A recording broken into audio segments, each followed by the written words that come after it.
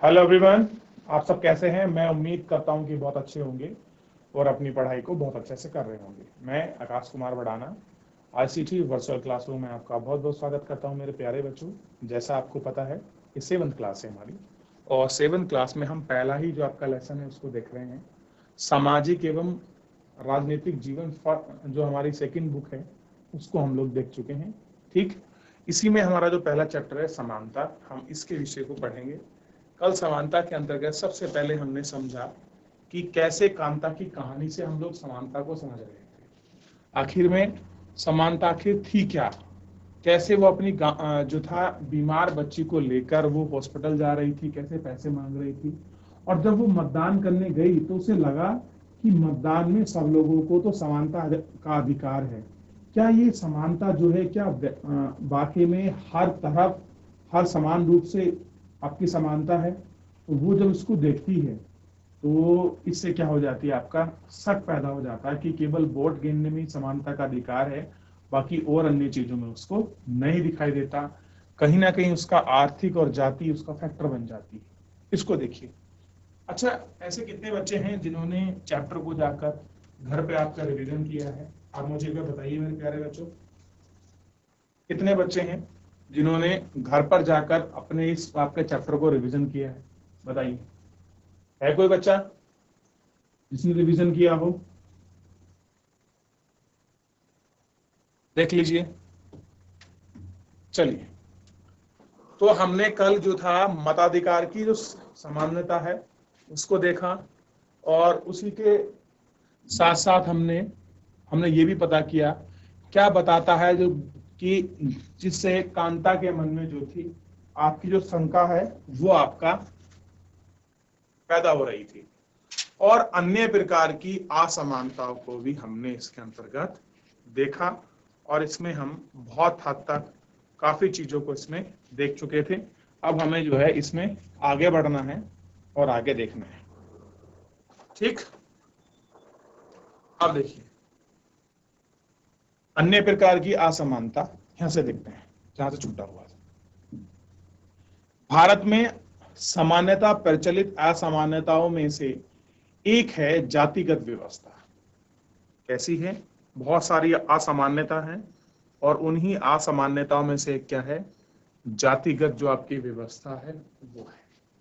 यदि आप ग्रामीण भारत में रहते हैं तो जातिगत पहचान अनुभव भी आपने छोटी उम्र में कर लिया हो जाता है। यदि आप भारत के शहरी क्षेत्र में रहते हैं तो शायद ये सोचेंगे कि लोग जात पात में विश्वास नहीं करते, परंतु जरा एक प्रमुख समाचार पत्र के वैवाहिक विज्ञापन के कॉलम को देखिए तो आप पाएंगे कि उच्च शिक्षा प्राप्त शहरी भारतीय ने के दिमाग में भी जाति कितनी महत्वपूर्ण है। देखिए, वो समझाने की कोशिश कर रहा है कि जो जाति व्यवस्था है, चाहे शहरी हो या ग्रामीण हो, दोनों में आपके प्रखर रूप से सामने है। कह रहे अगर शहरी में ऐसा नहीं होता तो शहरी में जो आपके शादी के लिए अपना जो अपना परिचय देते हैं, जो कॉलम देते हैं, उसमें कास्ट का बैरियर क्यों होता? जो कास्ट है उसमें अपने कास्ट का बैरियर क्यों होता? ठीक, अब हम इसको भी देख चुके। अब यहां से पढ़ते हैं थोड़ा सा, कोई नहीं, दोबारा हम इसका रिवीजन भी कर लेंगे। अब देखिए, आइए अब एक कहानी स्कूल जाने वाले एक दलित बच्चे के अनुभव की करें। दलितों के बारे में हम पहले पिछले अध्याय की वार्षिक पुस्तक में पढ़ चुके हैं। दलित एक ऐसा शब्द है जिसमें नीचे में कही जाने वाली जाति स्वयं को संबोधित करने का प्रयोग करती है। दलित का अर्थ होता है कुचला हुआ, टूटा हुआ। क्या मतलब है दलित का? टूटा हुआ, कुचला हुआ। अब इसका मतलब ये नहीं कि उस पर किसी ने उसको ट्रैक्टर से कुचल दिया है, दाब दिया है, नहीं। यहाँ बात हो रही सामाजिक, शैक्षणिक और आर्थिक रूप से पिछड़ेपन की। हम लोग यहाँ बात कर रहे हैं। क्लियर है? ये आपको बेसिकली जो है ध्यान रखना है। उसके साथ भेदभाव भी होता था, आज भी हो रहा है। ओम प्रकाश वाल्मीकि ने एक प्रसिद्ध बुक लिखी है और आत्मकथा है झूठन में। वे लिखते हैं स्कूल में दूसरों के साथ बैठना नहीं पड़ता था, उनको अलग बैठाते थे, और उनकी आपकी चटाई भी छोटी पड़ जाती थी, और कभी कभी एकदम पीछे के दरवाजे के पास बैठना पड़ता था जहां पर बोर्ड पर लिखे अक्षर भी धुंधले दिखाई देते थे। ठीक, और हमने इसमें यह भी देखा था कि अध्यापक ने कैसे ओम प्रकाश से ही पूरे खेल के मैदान में झाड़ू लगाने के लिए बोला, जो उससे कई गुना बड़ा था। कहीं ना कहीं जो संविधान में आपके समानता के अधिकार का जो आपका प्रावधान है वो उसके खिलाफ रहा और उसमें कुछ निम्नलिखित शर्तें हुई। प्रथम, कानून की दृष्टि से हर व्यक्ति समान है। अगर आप लोग कानून की दृष्टि से देखोगे तो मेरे बच्चों, सभी बच्चे कैसे हैं? सभी लोग कानून की दृष्टि में आपका समान है। इसका तात्पर्य है कि हर व्यक्ति को देश के राष्ट्रपति से लेकर कांता जैसे घरेलू काम करने की नौकरी करने वाली महिला तक सभी के लिए एक जैसा कानून पालन करना है। दूसरा, किसी भी व्यक्ति के साथ उसके धर्म, जाति, जन्म स्थान, स्त्री पुरुष होने के आधार पर भेदभाव नहीं किया जा सकता। तीसरा, हर व्यक्ति सार्वजनिक स्थानों पर जा सकता है, इसमें खेल के मैदान, होटल, दुकान, बाजार आदि सम्मिलित हैं। सब लोग सार्वजनिक कुएं, सड़कों, नहाने इत्यादि का उपयोग करते हैं। चौथा है, अस्पृश्यता का उन्मूलन कर दिया गया है। अब देखिए, किसी भी व्यक्ति के साथ अब क्या है, देश में हर व्यक्ति को राष्ट्रपति से लेकर कांता जैसी घरेलू काम करने वाली महिलाओं तक क्या है, कानून का पालन करना है। कोई भी व्यक्ति हो, किसी के साथ धर्म, जाति, लिंग, जन्म स्थान या स्त्री पुरुष के आधार पर कोई भी क्या नहीं कर सकता है, भेदभाव जो है वो नहीं किया जा सकता। यानी कि आप किसी के साथ भी डिस्क्रिमिनेशन जो है आप नहीं कर सकते, आप भेदभाव जो है नहीं कर सकते। तीसरा, हर एक व्यक्ति सार्वजनिक संस्थानों पर जा सकता है, जिसमें खेल के मैदान, होटल, दुकान और बाजार आदि सम्मिलित हैं। सब लोग सार्वजनिक कुएं, सड़कों, नहरों के घाटों का उपयोग कर सकते हैं। चौथा है, अस्पृश्यता का उन्मूलन। क्लियर है? अनटचेबिलिटी की हम लोग बात कर रहे हैं। पहले आप देखते थे कि एक जो छुआछूत जैसा सिस्टम था कि किसी को अछूत माना जाता था। अछूत का मतलब कि हम उनको छू नहीं सकते, अगर छू देंगे तो हम क्या हो जाएंगे, आप पवित्र हो जाएंगे। क्लियर है? हम पवित्र हैं, वो अपवित्र। तो इस तरह की कुछ विचारधाराएं, धारणाएं हमारे समाज में विद्यमान थी, जो आपकी पूर्वाग्रह की शिकार थी, रूढ़िवादी विचारधाराओं की शिकार थी। क्लियर है? तो एक बार आप इसको नजर मान लीजिए, मैं 1 मिनट का आपको समय दे रहा हूं, इसको पढ़ लीजिए। कोई डाउट बनता आप मुझसे पूछ लीजिए, फिर हम लोग क्या करेंगे, जो आपका नेक्स्ट पेज है उसकी तरफ बढ़ चले। देखिए मेरे प्यारे बच्चों, आगे बढ़े। चलिए एक बार आप पीछे देख लीजिए, इसमें कुछ पूछना हो कांता से समझे, इसमें आप मुझसे पूछ सकते हैं, देख लीजिए। चलिए आगे बढ़ जाते हैं और हम लोग इसको देखते हैं एक एक करके। थोड़ा सा गौर करिए, देख लीजिए। देखिए, शासन ने संविधान द्वारा मान्यता प्राप्त देश समानता के अधिकारों को 2 तरह से लागू किया है। कह रहा है क्या है कि जो शासन है उसमें जो संविधान है उसमें दिए गए समानता के अधिकारों को 2 तरह से आपका लागू किया गया है। ठीक, पहला, कानून के द्वारा, दूसरे सरकार की योजनाओं व क्रियाक्रम द्वारा सुविधाहीन समाजों की मदद करें। भारत में ऐसे अनेक कानून हैं जो व्यक्तियों के समान व्यवहार प्राप्त करने के अधिकार की रक्षा करते हैं। क्या करते हैं? बहुत सारी ऐसी चीजें हैं जहां पर क्या करते हैं, भारत में अनेक ऐसे कानून बने हुए हैं जो क्या करते हैं, व्यक्तियों के समान व्यवहार प्राप्त करने के अधिकार की रक्षा करते हैं। यानी कि सबको एक समान व्यवहार मिले, इस तरह की हमारे कॉन्स्टिट्यूशन में भी प्रोविजन है और उसके लोग अपील भी करते हैं और भारत में कानून भी है कि आपको क्या मिले, इक्वलिटी जैसा आपको ट्रीटमेंट मिले। क्लियर है? कॉन्स्टिट्यूशनल ही आपका प्रोविजन है हमारे यहाँ। कानून के साथ साथ सरकार उन समुदायों जिनके साथ सैकड़ों वर्षों तक असमानता का व्यवहार हुआ है, उनका जीवन सुधारने के लिए अनेक कार्यक्रम और योजनाओं को लागू करे। अब देखिए गवर्नमेंट क्या कर रही है, कुछ लोग ऐसे वर्ग जाति हैं जिन्होंने बहुत लंबे समय तक समुदाय और लोगों ने क्या करा है, सैकड़ों साल तक क्या करा है, भेदभाव और असमानता का जो आपका व्यवहार है, उस व्यवहार को इन्होंने आपका झेला है।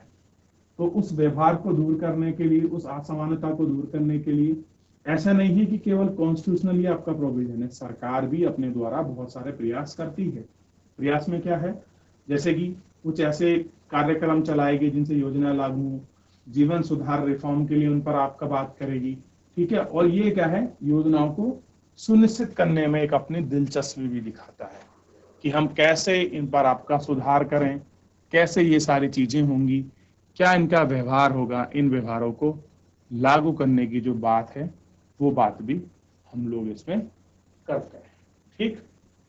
ये आपका देख लीजिए, बात कर लीजिए इस पे, और कुछ पूछना है तो आप इसमें पूछ सकते हैं। देख लीजिए एक बार, देखा आपने, तो कानून के साथ साथ सरकार भी अपनी जो नैतिक जिम्मेदारी है उसको निभा रही है कि लोगों को इस प्रकार की जो चीजें हैं, जो लोग सामुदायिक रूप में जो बहुत लंबे समय से आपका असमानता और भेदभाव का व्यवहार जिन्होंने झेला है, उनको थोड़ा सा समाज की मुख्यधारा से आपका जोड़ने के लिए कुछ उनके लिए ऐसे प्रोग्राम और ऐसी प्लानिंग करी जाए ताकि वो समाज की मूलभूत विचारधारा से आपका जुड़ जाए। इस प्रकार की योजना, इस प्रकार के प्रयास जो हैं सरकार द्वारा किए जा रहे हैं। इस दिशा में सरकार द्वारा उठाया गया एक कदम है मध्य भोजन की व्यवस्था। आप देखिए, ऐसा एक कदम की बात कर रहे हैं, और वो कदम क्या है, मध्यांतर भोजन व्यवस्था। आप लोगों ने देखी होगी बच्चों, स्कूल में क्या मिलता है, मिड डे मील की व्यवस्था है। क्या है आपका, स्कूलों में आपका जो मिड डे मील है, उस मिड डे मील की व्यवस्था को सुनिश्चित किया गया है।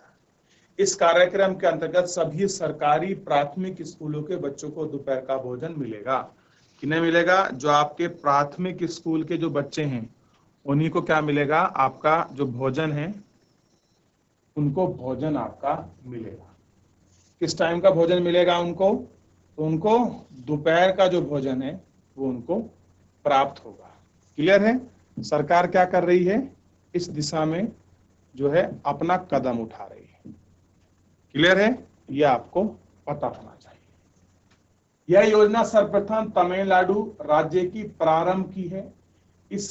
इस कार्यक्रम की काफी सकारात्मक प्रभाव हुई। अब कह रहे हैं जो आपका मध्यांतर भोजन प्रणाली है, अगर हम राज्य भर देखें तो सबसे पहले तमिलनाडु जो था, तमिलनाडु सरकार ने क्या किया था, इस पर अपना सबसे पहले कार्यक्रम चलाया था। देखिए, सबसे पहले कब उठाया गया एक कदम, ध्यान रखना है आपको। तो सबसे पहले जो आपका कदम था, ये सबसे पहले जो है आपका कदम उठाया था आपका तमिलनाडु जो आपका राज्य है, उसकी सरकार ने सबसे पहला ये आपका प्रयास किया था भारत में इस तरह की योजना को लिए। और ये क्या थी, मध्य जो है भोजन की योजना थी, मध्यांतर। जो बच्चे प्राइमरी स्कूल में पढ़ने आते हैं उनको कम से कम दोपहर का खाना हम लोग आपका मुहैया करा दे, ताकि बच्चों को पोषक तत्व और जो उनकी ग्रोथ है वो सब आपका इसी के में माध्यम से आपका डेवलपमेंट हो। तो ये हमको इसमें देखना था। 2001 में उच्चतम न्यायालय ने सभी राज्य सरकारों को ऐसे अपने स्कूलों को 6 माह के अंदर आरंभ करने के निर्देश दिए। इस कार्यक्रम में काफी सकारात्मक प्रभाव हुआ। उदाहरण के लिए दोपहर का भोजन मिलने के कारण गरीब बच्चों ने अधिक संख्या में स्कूल में प्रवेश लेना और नियमित रूप से स्कूल जाना शुरू कर दिया। देखिए इसका प्रभाव क्या हुआ, इसका प्रभाव हुआ लोगों ने रोज स्कूल जाना और नियमित रूप से ये सारा स्कूल जाना शुरू कर दिया, ताकि जो आपके गरीब लोग हैं वो अपने बच्चों को स्कूल भेजते थे कि चलो कुछ पढ़ भी आएंगे और इन्हें खाना भी मिल जाएगा। तो इस तरह की जो आपकी योजनाएं थी, इन योजनाओं से भी बहुत बड़ा जो फायदा है, जो लाभ है, वो लोगों तक पहुंचा और बहुत सारे गरीब परिवार के जो बच्चे हैं उनको भी क्या मिला, इस योजना का आपका लाभ मिला। क्लियर है, देख रहे हैं ना आप बच्चों, समझ लीजिए, इसको पढ़ लीजिए कि मध्यांतर भोजन प्रणाली किस तरह से बच्चों के लिए और गरीबों के लिए कारगर साबित हो रही थी शिक्षा के क्षेत्र में भी। चलिए आप इसको देखिए, फिर आगे बढ़ते हैं, आगे समझते। देख लिया मेरे प्यारे बच्चों, उदाहरण के लिए दोपहर के भोजन की व्यवस्था की गई। शिक्षक बताते हैं कि पहले बच्चे खाना खाने घर जाते थे और फिर वापस स्कूल नहीं लौटते थे। अब कह रहे हैं कि शिक्षक बताते थे कि जैसे ही हम लोग सुबह बच्चे पढ़ने आते थे, फिर बच्चे खाना खाने घर जाते थे और खाना खाने के बाद बच्चे क्या थे, लौटकर घर नहीं आते थे। परंतु जब स्कूल में मध्यांतर भोजन मिलने लगा, उनकी उपस्थिति में सुधार आया। वे माताएं जिन्हें पहले अपना काम छोड़कर दोपहर में बच्चों को खाना खिलाने आना पड़ता था, वो भी ऐसा नहीं करना पड़ता। इस कार्यक्रम से जातिगत पूर्वाग्रह को कम करने में भी सहायता मिली। अब देखिए, जो पहले जातिगत व्यवस्था थी ना, उसको भी कम करने में थोड़ा सा इसमें सहायता मिली है, आपकी हेल्प मिली है। क्योंकि स्कूल में सभी जातियों के बच्चे साथ साथ भोजन करते हैं और कुछ स्थानों पर भोजन पकाने के लिए दलित माताओं का भी काम रखा जाता है। मध्य भोजन कार्यक्रम निर्धन विद्यार्थियों की भूख मिटाने की सहायता की गई है, जो प्राय खाली पेट स्कूल जाते हैं। इस कारण पढ़ाई पर ध्यान केंद्रित नहीं कर पाते, और यही कारण है कि जो लोग हैं वो आपका पढ़ाई पर भी अपना जो ध्यान है, वो फोकस है, वो नहीं कर पाते। ठीक है, ये एक बार थोड़ा सा इसको आप देख लीजिए, बात करेंगे इस पर। यदि शासकीय कार्यक्रम अवसरों की समानता बढ़ाने में महत्वपूर्ण भूमिका निभा रहे हैं, किंतु अभी भी बहुत कुछ करने की आवश्यकता। आप देखिए, जिस तरह से गवर्नमेंट के जो आपके कार्यक्रम हैं और अनेक अवसरों की समानता को बढ़ावा देने के जो महत्वपूर्ण भूमिका गवर्नमेंट निभा रही है, परंतु कुछ और भी अभी आवश्यकता है इन चीजों में सुधार के लिए। मध्यांतर भोजन कार्यक्रम निर्धनों को स्कूल में प्रवेश और उनकी उपस्थिति तो बढ़ा दी, लेकिन फिर भी देश में स्कूल जहां अमीर बच्चे जाते हैं, उन स्कूलों से बहुत अलग हैं। जहां गरीबों के बच्चे पढ़ते हैं, आज भी देश में कई स्कूल हैं जिनमें ओम प्रकाश वाल्मीकि जैसे दलित बच्चों के साथ भेदभाव और असमानता का व्यवहार होता है। क्या हो रहा है कि जिस प्रकार ओम प्रकाश वाल्मीकि ने आपका दलित होने का दर्द झेला है, उनके साथ जो भेदभाव हुआ है, आज भी कई ऐसे स्कूल हैं जहां पर इस तरह का व्यवहार किया जाता है। इन बच्चों को ऐसी असमानता स्थिति में ढकेला जाता है जहां उनके समानता की रक्षा नहीं हो पाती, उनके सम्मान की जो है रक्षा उनको नहीं हो पाती है। ऐसा इसलिए है क्योंकि कानून बनाने जाने के बाद लोग उन्हें समान समझने से इनकार कर देते हैं। इसका मुख्य कारण यह है कि दृष्टिकोण में बहुत धीरे धीरे परिवर्तन आता है। यद्यपि लोग यह जानते हैं कि भेदभाव का व्यवहार करने के कानून के विरुद्ध है, फिर भी वे जाति, धर्म, अपंगता, आर्थिक स्थिति और महिलाओं के होने के आधार पर असमानता व्यवहार करते हैं। वर्तमान दृष्टिकोण को बदलना तभी संभव है जब लोग विश्वास करने लगें कि कमतर नहीं है और हर व्यक्ति सम्मानजनक व्यवहार का अधिकारी है। प्रजातांत्रिक समाज में समानता स्थापित करना एक सतत संघर्ष है, जिसमें व्यक्ति और विभिन्न समाज के सहयोग देना है। इस पुस्तक में हम इसके बारे में और अधिक पढ़ेंगे। जो हमारा चैप्टर है उसमें हम अपना और अधिक अच्छे से इसको पढ़ लेंगे और अच्छे से इसका जो एक्सप्लेनेशन है हम उसको देख लेंगे, बात कर लेंगे। ठीक, चलिए देख लीजिए इतना, ठीक है ना। पहले इसको पढ़िए और समझिए, कुछ डाउट है तो आप मुझसे पूछ लीजिए। हो गया बच्चों, एक बार देख लीजिए, जान लीजिए, आप इसको पढ़ लीजिए, समझ लीजिए कि समानता का जो व्यवहार है और भेदभाव का जो कानून है उसमें किस प्रकार की चीजें हैं। देखिए, इसको कुछ पूछना है मुझसे पूछ। देख लिया बच्चों, पढ़ लिया आप लोगों ने, पूछा। चलिए, कुछ पूछना है आप मुझसे पूछ लीजिए, पीछे कुछ रिवीजन करना है, कुछ जानना है, आप मुझसे पूछ सकते हैं चैप्टर में। नहीं तो फिर हम वापस जहां पर हमको आगे शुरू करना है, हम आपका वहां जो है पहुंच जाते हैं। अन्य लोकतंत्रों में समानता के मुद्दे, अन्य जो लोकतंत्र है उनमें समानता के मुद्दे। ठीक है, चलिए ध्यान दीजिए इसको, अब पढ़ते हैं। शायद आप सोच रहे होंगे कि क्या भारतीय लोकतंत्र में ऐसा है जहां असमानता का अस्तित्व है, जहां समानता के लिए संघर्ष जारी है। सच तो यह है कि संसार के अधिकांश लोकतांत्रिक देश में समानता के मुद्दों पर विशेष रूप से संघर्ष हो। क्या बात कर रहे हैं कि भारत में तो बात की गई है, लेकिन असमानता का अस्तित्व भी है और समानता के लिए क्या है, संघर्ष जारी है कि इक्वलिटी हो, सब लोग समान रहें, उनको व्यवहार समान मिले। इस समानता के लिए भी संघर्ष कर रहे हैं और संसार में सारे देश लोकतांत्रिक समानता के विशेष रूप से संघर्ष रहे हैं। समानता के लिए ऐसा नहीं केवल भारत में ही इसके लिए संघर्ष रहे हैं, नहीं, पूरे विश्व में इसके लिए हमेशा प्रयास होता रहा है और काम करते रही हैं बहुत सारी संस्थाएं, ताकि लोगों को समानता का अधिकार मिले, गरिमा के साथ जीवन जीने का अधिकार मिले। जिन संसाधनों से वो वंचित हैं उन्हें वो आपका प्राप्त कर सके और समाज की मूल जो विचारधारा है उसके साथ वो आपका जुड़कर चल सके। ये हमको देखना है, ठीक। उदाहरण के लिए संयुक्त राज्य अमेरिका में अफ्रीकी अमेरिकन लोग जिनके पूर्वज गुलाम थे और अफ्रीका से लाए गए थे, आज वे अपने जीवन को मुख्य रूप से असमान बताते हैं।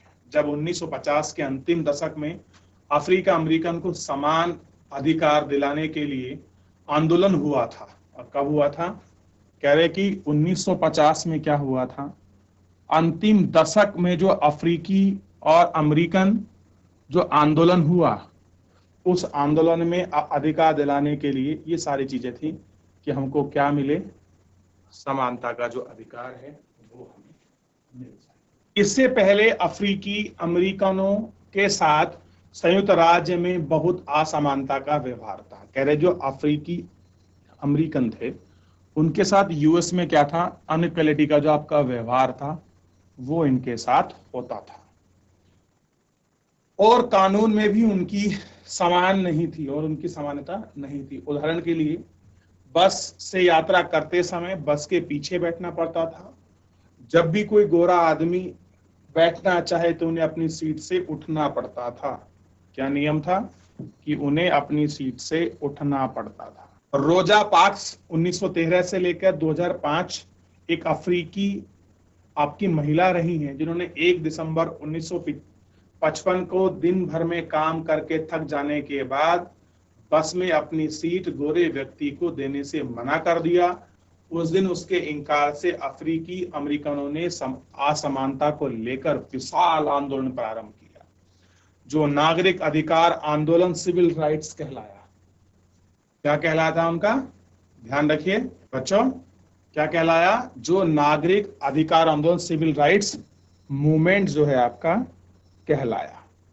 ये हमको देखा 1964 के नागरिक अधिकार अधिनियम ने नस्ल, धर्म और राष्ट्र मूल के आधार पर भेदभाव का निषेध कर दिया।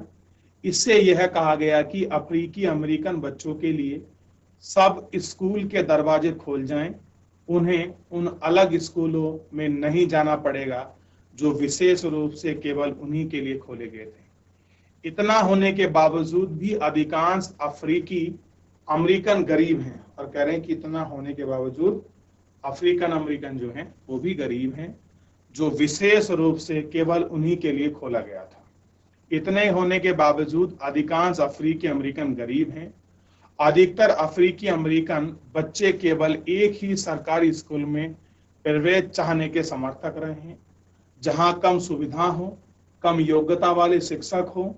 जब गोरे विद्यार्थी निजी स्कूल में जाते हो, उन क्षेत्र में रहते हो, वहां के सरकारी स्कूल का स्तर, क्या कह रहे हैं कि वहां का जो आपका सरकारी स्कूल है वहां का स्तर निजी स्तर से ऊंचा है। देखिए ये जो समानता की चीजें रही हैं, ये समानता की चीजें केवल ऐसा नहीं है कि भारत में ही दलितों को अछूत बना दिया गया या इनके साथ हुआ है, बल्कि ये असामान्यता, अनइक्वालिटी का जो मुद्दा है ये पूरे विश्व में रहा है और लोगों ने समानता के अधिकार को पाने के लिए बच्चों क्या किया है, एक बहुत बड़ा आपका संघर्ष किया है। चाहे आपका यूएस रहा हो, चाहे आपका इंडिया रहा हो, चाहे वो कोई भी ऐसी कंट्री रही हो, इवन आपका श्रीलंकन में भी आपका श्रीलंकाई जो आपके तमिल थे, भारतीय मूल तमिल सिंघोली, उनके बीच भी ये संघर्ष रहा समानता को लेकर, इक्वलिटी को लेकर। आज भी पूरे विश्व में जहां डेमोक्रेसी है वहां यही मापते हैं कि वहां पे समानता कितनी फैली हुई है, इक्वलिटी कितनी है, ये हमको आपका देखना होता है। देख लीजिए, कोई चीज समझ नहीं आई है तो आप मुझसे पूछ सकते हैं मेरे प्यारे बच्चों, लेकिन आपको ये ध्यान रखना है कि जो असामान्यता है ये केवल भारत में ही नहीं जन्मी, बल्कि पूरे विश्व ने इस असामान्यता और भेदभाव को खत्म करने के लिए एक बहुत लंबा संघर्ष उसने जिया है, एक बहुत लंबा संघर्ष उसने वो आपका देखा है। और यही कारण है कि हर जगह पर क्या हुआ है, एक व्यापक और संघर्षी आंदोलन हुए हैं। क्लियर है? चाहे वो कहीं भी हो।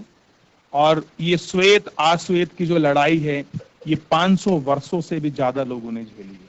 देखिए आज आधुनिकता का जोर है, आज ऐसी चीजें नहीं दिखती, लेकिन नहीं दिखती इसका मतलब ये नहीं कि समाप्त हो गई हैं।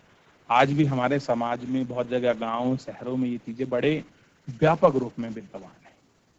क्लियर है? आप इनको पढ़िए, एक बार देखिए, कुछ भी पूछना हो मेरे प्यारे बच्चों आप मुझसे पूछ सकते हैं। देख लिया? आप इसको एक बार पढ़ लीजिए। एक मिनट समय में लगभग 30 सेकंड का आपको समय देता हूं, आप इसको पढ़िए, इसको रिवीजन कर लीजिए। कोई भी आपका डाउट है, कोई भी आपकी क्वेरी है, आप मुझसे पूछ सकते हैं, पूछ लीजिए एक बार।